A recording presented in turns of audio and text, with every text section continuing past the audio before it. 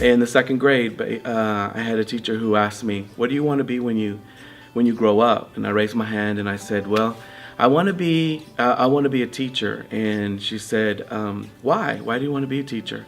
And at the time, my uncle was a bilingual teacher next door, and I could hear him and how animated he was and the way he dressed back then. Back then, men had to wear suits, and I kind of really liked that.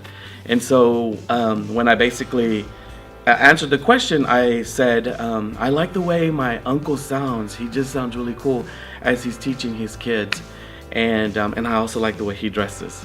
I would say my philosophy is that, one, making it relevant. With science, I want them to construct their own understanding. So I don't want to give them everything, although that's what they want sometimes.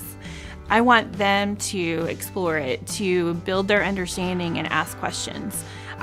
A lot of the projects that we do, I don't even have the answer for. And that's the coolest part, is that I get to learn from them as well, and being kind of at that level with them and understanding that I'm a lifelong learner too.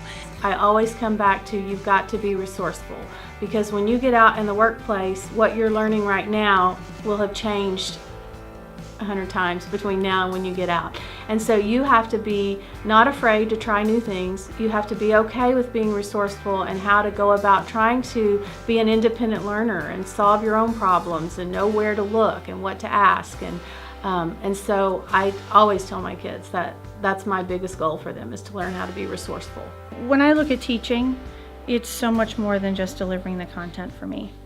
It's definitely more of a holistic approach to the child. So it's helping them feel comfortable physically, emotionally, socially. A lot of times social trumps everything when it comes to middle school. So I try to recognize all of those pieces in a child and help them regardless of what that is. My teaching style or philosophy would be to really, first of all, love the learners where they are. Because if you don't build a relationship and love them where they are, you're not going to be able to teach them anything academically.